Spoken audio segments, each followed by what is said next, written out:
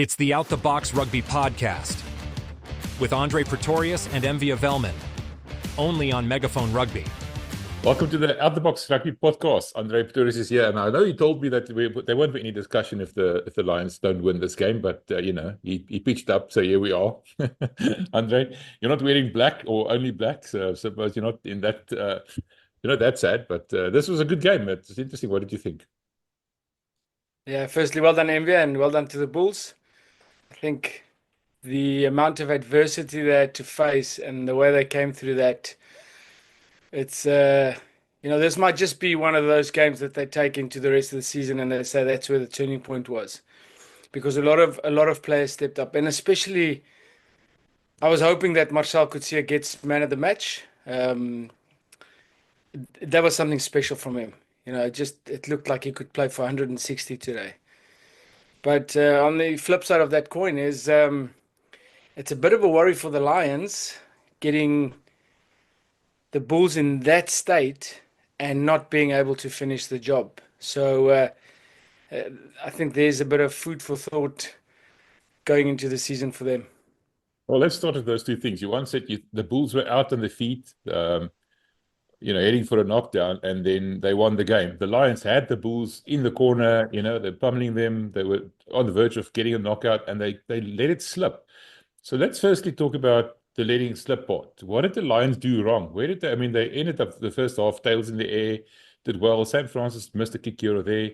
But for the amount of pressure they had to absorb at the beginning of the match, the first half especially, they came back well towards the end of the first half, and they let it slip in the second half. So what did the Lions do wrong? What can they learn from this? And where are the alarm bells ringing? The first thing that comes to mind is just that period before halftime when the Lions took control of the match, took control of possession, and they just couldn't turn it into points just before halftime. Now, we all know as players, they call that time square or whatever you want to call it, how important that time is. And what happened there was the Lions, they started well, and then when they played, they conceded a couple of turnovers in phase, but it wasn't detrimental until the one where Krappies broke through. Or Horn broke through, gave it to Krappies, turnover, Chamberlain kicks him behind, Bulls scores from there. So they scored off a Lions mistake. And then that period just before halftime was definitely, it was more an opportunity as it was, because they were still leading.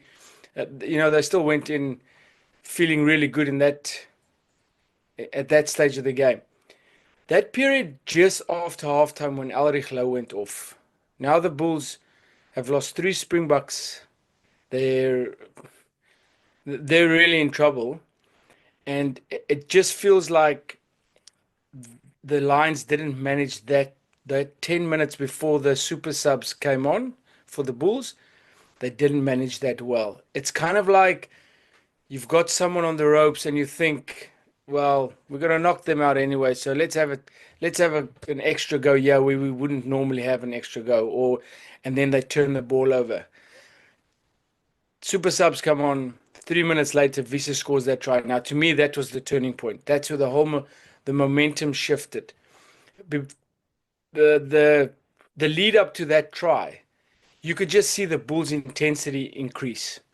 They were carrying into walls, but they were breaking them down, and they were landing on the other side of the walls. The rucks were more dominant and aggressive. They were getting into the wide edges. They were getting offloads against the Lions, which we know is their kryptonite for their defense. And inevitably, they scored that try on 53, and it just never looked like the Lions were coming back from that, because the Bulls took control there. What's interesting for me, and you and I talked about it in our preview, the Lions, you mentioned the corners. And how many times Sebastian de Klerk, for example, and Sergio Peterson on that side, but especially Sebastian de Klerk, how many times he got around the corner? The Lions were very narrow in their defense. And do you think that was part of the Bulls' strategy? Like you mentioned, it might be a way to attack them? Yes, something I picked up, which I don't know if it was just by coincidence, but it happened a couple of times, is there were one or two pick and goes right through the middle. And I know Marcel got turned over once on that being isolated. But what that does is it gets you into the heart of the defense where you can't actually fold because you've got to look after the next ruck first, and then you've got to decide where to fold. And that invariably also brings your corners a bit wider. Now I know they said beforehand they've got a bit of a plan. That might have been one of it. And it certainly did work, especially to Edwil van der Merwe's side. They got around him a couple of times, and I think he got caught out a couple of times by being, we call it half pregnant. Now you can't be half pregnant. You got either got to close the space or you got to stay in line, stay connected, wait for that inside to get up. And once they get around there, you just need some clinical finishing to take advantage of that. Kewan Horn got in between a pass to Cameron Hanekom, which I think could have put them 2 scores up. So that was, it looked like the Bulls had a bit of a plan midfield wise, one or two pick and goes, bring them a bit closer and then play wide. I feel there was a lot of talk about the scrums before the game. Talked about especially the front row. What is your impression? We talked about the Bulls being probably the strongest scrumming team in the competition, but the Lions not that far behind. What was your thoughts on the scrum specifically? We know that the Bulls have got a really dominant scrum. Well, I was really impressed with the way the Lions managed the scrums, in that they got the Bulls to play off scrums. So there'll always be scrum penalties, but the way the Lions managed to stay in the fight and get the Bulls to play off and not play with advantage, that was a big plus. And again, and Tlabakanye is he just impresses me. With people have got a lot to say about his body type, and obviously you want conditioned players. And he gets around the park, he makes his tackles, he carries ball, he double ups on rucks. His work rate's actually quite good.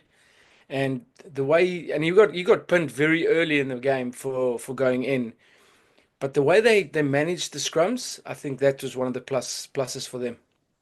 Right, and then Elrich had that terrific injury in the start of the second half. That's not looking good. And Ruan, right in the beginning of the game, he was on the field for a couple of minutes, and he was very, very prominent. Lineouts and drive and mauls and the likes, and then he went off. How much of an impact did you think all those injuries had? Cameron Hanekom went off and then somehow came back on again. I'm not sure how that works, but I mean that's 3 Springboks off in one game. Inevitably, it must have set the Bulls back a bit, but they recovered from it. What do you think that kind of impact would be, especially if it's your captain like Ruan Rukia going off? It's massive. I really didn't see a way back for the Bulls in this one. Just leadership gone. You got two of your biggest, and when Cameron had the ball, he was beating one or two defenders every single time. Elrich was looking devastating with ball and without. Nortje was leading from the start, as you said. So that was massive, and the Bulls handled it really well. And I think that's where extra experience on the field makes a big difference. And then you get guys coming off the bench, the exuberance of youth. They're going to concede a couple of penalties, but the way they got through that was even more impressive. And just to send a thought out to those boys, it's 3 Springboks that got injured. Cameron looks like he's okay, but to Nortje and to Elrich, geez, our thoughts are with them. And the only positive thing I can think is the way those boys play, their bodies can at least get a rest in the time that they can recover. And so, my heart goes out to them, and I could see when Elrich was lying down there, he probably knew. Yeah, not good. All right, so where do you think the difference came in? You talked about, or you were talking during the match, the intensity of the Bulls picked up towards the end. How much of that is attributed to Willie? Willie coming on as 10, all that years of experience, and typically we see him as a fly-off, but Harry mentioned to me that he's actually played a lot of games at 10, specifically, not just interchanging. And then also, I wanted to talk to you about the leadership of Marcel Coetzee, that sort of old head, calm things down, slow things down, get back to the basics, and you saw the Bulls starting to grind out this victory and just grinding the Lions into submission. Your thoughts on that? I think if I can discuss Marcel first. It was kind of like the oom is nou kwaad, and all the young Lions players could see it. He was flying into tackles, flying into rucks to try and steal balls. It was a really impressive performance by him, and it feels like he wanted to do this, ensure that whatever he does contributes to their success on the day. So Marcel was massive today, and I think the fact that they got through that had a lot to do with Marcel's presence on the field during those times and keeping everybody calm and say, listen, we've practiced, everybody's practiced in their position. We know what to do. Those boys are going to be missed, but we need to get on with the game. Coming back to Willie and the intensity, I think what he did is he got them going forward. Now Willie didn't make the cleans and the runs, but what he did do was he let his forwards play into where there were more space. And once you get more space, you get more momentum. We spoke about this in the week. Defense doesn't get set, and then the tackles it's weak shoulders, it's momentum building runs, and inevitably we saw what happened with that try. That try to me still was the turning point for the Bulls. And on the other hand, just before halftime, there was one stage where the Lions had the ball, but the Bulls were standing in front of them, not getting off the line, just waiting for them. And it just showed their mindset. Maybe because Hanekom's off, Nortje's off. So this is going to be a long day now. We just want to get to halftime. And I think the Lions did take advantage of that, of the Bulls' mindset at that stage, but they should have rewarded themselves more, and that could have made a difference in the end. Right, talking about the different teams, you mentioned Marcel being a standout player and the likes. But on the Lions side, to me, Kieran Horn caught the eye. I mean, that guy is just unflappable, kicks down, he kicks a mile. And fast, Morne van der Berg. Who stood out for you on the Lions side specifically? I think I'm gonna talk about him again just because I think he's genuinely an up and coming player, and I think in this game there were times when things were going well. He missed a couple of kicks, but I think Francis is someone that just doesn't look like he gets flustered. He gets stuck in when it needs to be. He moves the ball when it has to. So he was quite good for me. I think when the Lions played in the right areas of the field, he was the one getting the ball into the edges. He was the one changing direction. He was the one taking control and getting them into good positions. What I am a bit worried about is because Kieran Horn is doing everything on his own. I mean, it's a lot of kick receipt that he's getting. The wings were quite quiet today. The wings weren't. I think Edwell was, when he got ball, he was trying to go zigzag across the park. He was trying to manufacture something instead of the insides doing their job and putting him into space like Sebastian de Klerk was getting on the other side. So I think Francis is one for the future, and I really hope they keep backing him. There's some Kate Voliter is there as well, and I think Francis had a good game in terms of controlling when he had to. He's got a lot to learn, but I think if they stick with him, he can be one for the future. Talking about fly-offs, this was the golden opportunity for Boeta Chamberlain to step into the shoes of Johan Goosen, who's now injured for a while. What is your thoughts on Boeta's performance? I expected more, and also I think they started well. That kick downfield, turnover-wise, was good. He didn't do anything in particular wrong, except for that try that Henko scored in that middle scrum where Devon got into I don't know if it was a plan.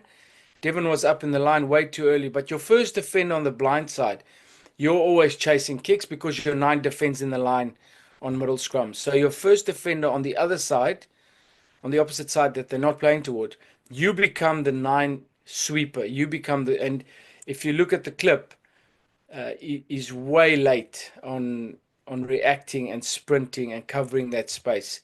I'm not saying he'll get to the ball, but he might be able to make the tackle before anybody else. Right. So overall, do you think that Bulls have now turned the season around? You said that this is a character building match that they won. They pulled it out of the fire. That's going to help. Did they turn the season around? On the other hand, like you mentioned before, that the Lions maybe, are they going to feel that they threw this one away? They had it, they snatched defeat from the jaws of victory, kind of a thing. Your overall thoughts on the two teams, what they can take from this match? I think it'll be unfair just to throw the reason for the result into just one basket. I think a big part of it, the Lions threw it away. But on the other hand, I think the Bulls came and took it on some part. You know, the way the boys came on and lifted the intensity, played in the right areas of the field, momentum shifts because of a couple of reasons. One, you're either making too many mistakes, which the Lions were doing in the wrong places on the field, but also the Bulls came on and they were putting the Lions under tremendous pressure. The pressure in the malls, the pressure they started being illegal at mall time, they started being illegal at ruck time, just because they couldn't get their hands on the ball, and then you start to become desperate. So I think it's a bit of both. The Lions would look at the 2 passages of play just before halftime, just after halftime, and they'll say if they managed that better, managed the after halftime better, and got reward in that time just before halftime, the game probably could have been a bit different. And on the Bulls side, they just came out and decided, 3 Springboks off the field doesn't mean we're out of this. We'll keep doing what we know we're good at, and also both of the attacks got a bit predictable at the end for the Lions, and at the end of the first half for the Bulls. It got into that, right? We don't really know what to do now, so we'll just be direct and hopefully Edwell can make a line break or Krappies can snipe and get us something. You get a bit predictable and you just play into the hands of the opposition defense. That's where they want you. They want you going zigzag. They don't have to fold. They don't have to guess where you're going. You're not outworking them. You're not cutting up their numbers. You're just playing to where guys are getting up. They don't need to go anywhere and make tackles again. Thanks, Andre. That was a quick and dirty almost, but I felt good after that game. I mean, honestly, after I thought, geez, we're out of it. I'm very sad about Ulrich. I'll hear from his dad how it's going. Best of luck to him. Thanks for making the time. I know it's quite late there in Japan, so we'll talk again this week about URC matches, and also we're going to be doing a little bit of a preview of the Six Nations. Thanks. Thanks, Envy. And to the Lions boys as well, just keep your heads up. There were a lot of really good things there. You had that game in the bag for quite a while. Go and have a look at what cost it and fix it. All right. Thanks, man. It's the Out the Box Rugby Podcast with André Pretorius and Envy Welman, only on Megaphone Rugby.